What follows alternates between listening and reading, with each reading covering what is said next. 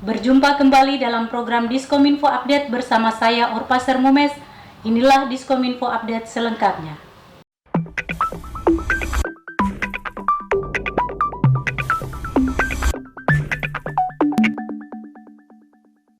Senin 11 Mei 2020 telah dilaksanakan kegiatan pencanangan ketahanan pangan kampung oleh Gubernur Papua Barat bersama Bupati Manokwari Selatan beserta Forkopimda melakukan penanaman pangan lokal dalam rangka persediaan logistik pangan masyarakat kampung untuk mengantisipasi dampak COVID-19 di Provinsi Papua Barat.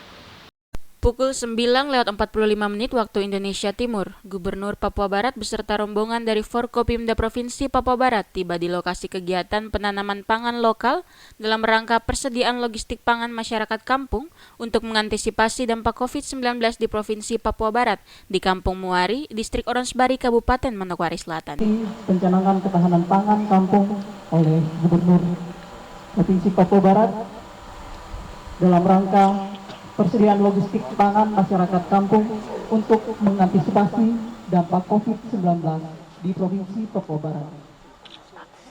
Mengawali kegiatan kita pada pagi hari ini. Pada kesempatan itu, Kepala Dinas Pemberdayaan Masyarakat dan Kampung Provinsi Papua Barat, Lince Indorwai SHMM, dalam sambutannya menyebutkan dana desa untuk Provinsi Papua Barat adalah sebesar kurang lebih 1,5 triliun rupiah. Lince Indorwai menegaskan penggunaan dana desa tahun 2020 akan diprioritaskan untuk penanganan dan pencegahan COVID-19, pelaksanaan padat karya tunai, dan pemberian bantuan langsung tunai desa. Maka akan muncul persoalan-persoalan baru yang harus ditangani oleh pemerintah. Misalnya kesehatan, ekonomi, pendidikan, dan salah satu adalah krisis ketahanan pangan. Untuk itu perlu ada langkah-langkah penanganan masalah tersebut. Melalui surat Gubernur Papua Barat tentang penegasan percepatan penyaluran dana desa dan pelaksanaan padat karya tunai, melalui kegiatan peningkatan produksi bahan pangan lokal yang ditujukan ke kabupaten, distrik, dan kampung seprovinsi Papua Barat. Dinas Pemberdayaan Masyarakat jelas ya, yang dana yang menjadi sasaran di tiap desa atau melengkapi sambutan Kepala Dinas Pemberdayaan Masyarakat dan Kampung Provinsi Papua Barat, Gubernur menekankan tentang pengelolaan dana desa yang sudah tersalurkan. Gubernur menegaskan dana desa harus dipertanggungjawabkan sehingga untuk tahun berikutnya dana desa tersebut dapat tersalurkan tanpa hambatan. Jelas ya, dana itu dari tahun ke tahun dana ini sudah ada ya. Tahun ini pun ada untuk semua desa-desa di Papua Barat. Dana ini ya harus dipertanggungjawabkan. Dana ini kalau tidak dipertanggungjawabkan maka transfer pada berikut-berikut itu tidak akan ditransfer gitu.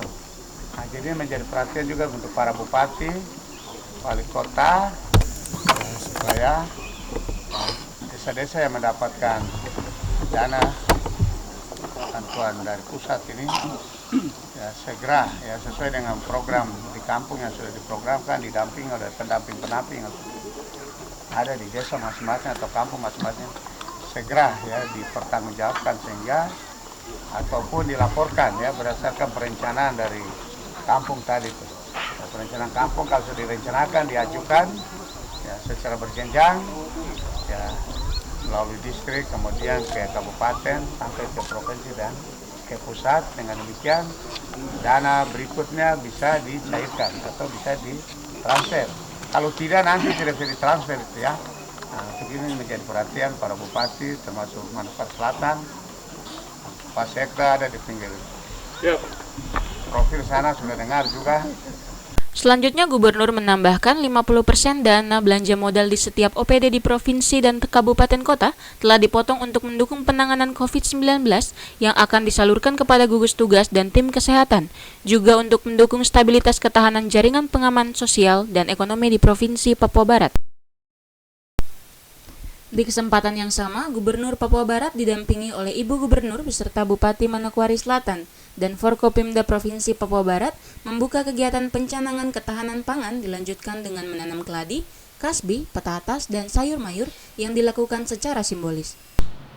Gubernur Papua Barat bersama dengan Bupati Manokwari Selatan melakukan pencanangan panen padi di sawah. Kegiatan tersebut dilaksanakan di Kampung Sindang Jaya, Kabupaten Manokwari Selatan. Pencanangan panen padi di distrik Oransbari, Manokwari Selatan dihadiri oleh Gubernur Papua Barat, Bupati Manokwari Selatan, Deputi Perwakilan Bank Indonesia Provinsi Papua Barat, Forkopimda Provinsi dan Kabupaten Manokwari Selatan, Unit Kerja Kementerian Pertanian Perwakilan Papua Barat, petugas dan penyuluh di sektor pertanian, dan para petani. Dalam kegiatan panen padi di Kampung Sindang Raya, Gubernur mencanangkan panen padi seluas 645 hektar yang diperkirakan akan menghasilkan 1.200 ton beras. Domingus Mandacan mengatakan hal ini sebagai bukti bahwa Papua Barat memiliki lahan yang mampu menghasilkan beras untuk bahan pangan bagi seluruh masyarakat di Provinsi Papua Barat. Seluas 645 hektar. Dengan demikian, saya juga dapat laporan dari Kepala Dinas Tanaman Pangan, Hortikultura dan juga Perkebunan bahwa ya setiap hektar ya, ini kalau sudah jadi beras itu 6 ton ya, 6 ton ya, padinya 8 ton gitu. Ya, jelas ya. Nah, dengan demikian ya hari ini kita panen, kemudian akan diolah, kemudian nanti jadi beras. Jadi beras ini berarti ada 1.200 ton. Gubernur Papua Barat menegaskan untuk menjadikan distrik Oransbari Manokwari Selatan sebagai lumbung pangan menuju Papua Barat swasembada produksi beras. Gubernur Papua Barat Dr. Andes Domingus Mandacan beserta rombongan memberikan bantuan bahan pokok pangan di Kabupaten Manokwari Selatan. Pembagian bahan pokok pangan di Kabupaten Manokwari Selatan dilaksanakan di 2 lokasi, yaitu Masjid Al-Kautsar Kampung Sidomulyo Distrik Oransbari, Gereja Getsemani Kampung Sidomulyo Distrik Oransbari. 1 paket bahan pokok yang diberikan berupa 10 kg beras, 1 kg minyak goreng, dan 1 kg tepung. Di kesempatan yang sama, Gubernur memberi informasi tentang pasien positif COVID-19 di Provinsi Papua Barat yang saat ini sudah mencapai 70 orang, sedangkan pasien yang sembuh di Papua Barat berjumlah 2 orang dari Kabupaten Manokwari dan Kota Sorong. Demikian Diskominfo Update. Saya Orpa Sermumes mewakili seluruh kerabat kerja yang bertugas mengucapkan terima kasih atas perhatian Anda. Sampai jumpa di program Diskominfo Update selanjutnya.